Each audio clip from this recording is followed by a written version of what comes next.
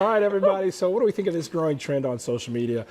It's inspiring some cosmetic surgery. They're calling it selfie dysmorphia. So essentially, take a look right there. Everybody, the new trend is falling in love with these selfies. And with selfies come feedback, come likes, come lack of likes, but come a self-consciousness of, well, I want to look like this filter. I want to go get some cosmetic surgery done so I can look how all these filters make me look, because I look so much better with them. Yeah. This is out of control, isn't it? Yeah. Yeah, it is. It's super weird. I watched a documentary that Vice did about this girl who was so obsessed with what she looked like when she used those little filters on Snapchat and on Instagram, and she actually went in and got her nose done, and she felt like it made her life better.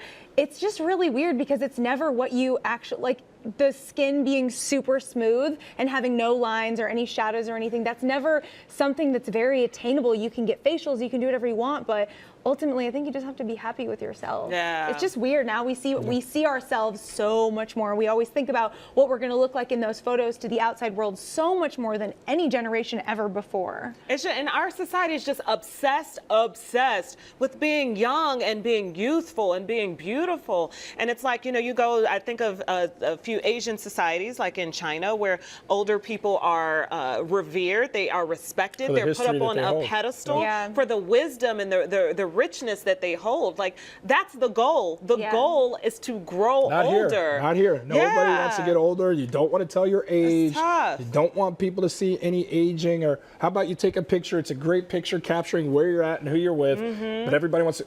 Let me see. How do I look? Tough. No, you can't post that because I don't want anybody to see any. It's hard to even enjoy what you're doing because you're worried about what it's going to look like. Yeah, I think it's a shame. And look, I feel blessed that my youth came before the social media stuff, because I wasn't conditioned to feel these things. You know what I mean? Yeah. Like, I wasn't conditioned to think as a sixth grader, was I lean enough? Was I pretty enough? Is my hair look right compared to the celebrities out there that I'm seeing on TV? For young girls, for young boys out there, they are fighting a fight that was foreign to me, and I have to really be aware of it with an 11-year-old child, because some of the comments that come from my son about his look, I'm like, who thinks this is a 11-year-old? But you're seeing those images all the time, so it's natural to think that. It's insane to me to think about the kids now. They don't know what the feeling is like to not wonder what your arm looks like if it's popped in the photo in the right way. They don't even know that feeling. We kind of all came before that, and a lot of our viewers, I'm sure, did too. But there's people who don't even know what that's like. And it's just take a picture for yourself. Well, like you said, it's such a young age when your body is going through so many different changes. Like, that's an added stress. Like, we don't know what you're going to look like for the rest of your life because you're in puberty. You're supposed to be awkward. Everyone has that awkward stage. Sometimes it hits at different times. But it's unfortunate. And I got to say, it's really making it hard for the rest of us natural people out there, because now we got to play catch up. But it's blood into materialism too. Like, now you've got people worried about what this person has, and I got to go get that, even if it's not within my means. Like, did you see where they're living? Do you see that TV that they have? Everything is dysmorphia now, because people are chasing the unattainable.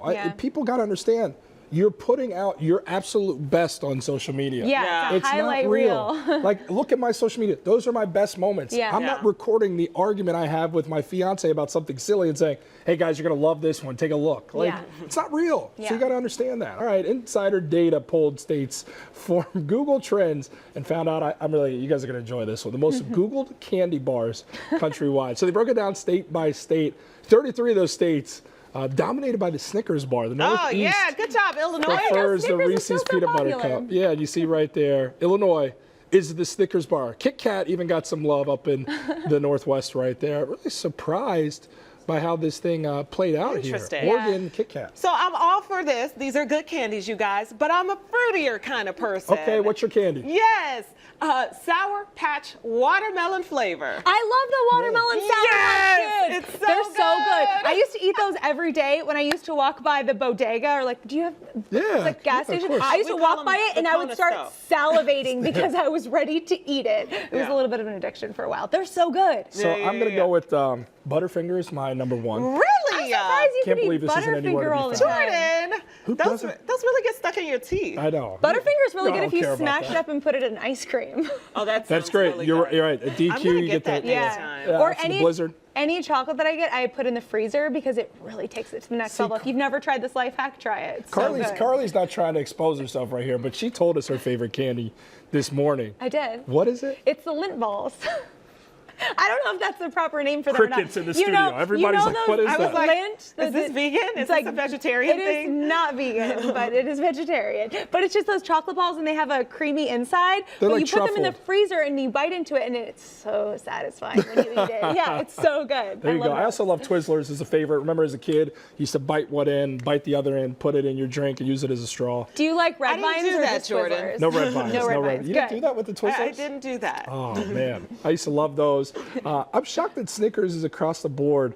Like I feel like when we were trick or treating, and I still get a chance to go with my son, although he's now done. We did our last year.